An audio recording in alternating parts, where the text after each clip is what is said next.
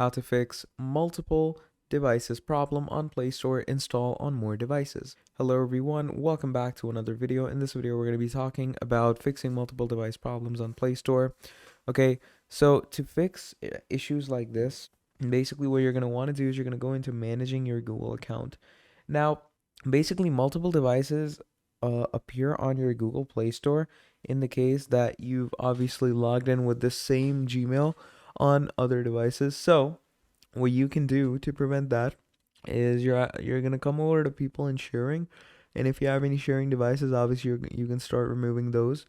And once you remove those, obviously you can go into other settings as well. You can just write devices over here, and it's gonna give you all the devices that your account is logged in on.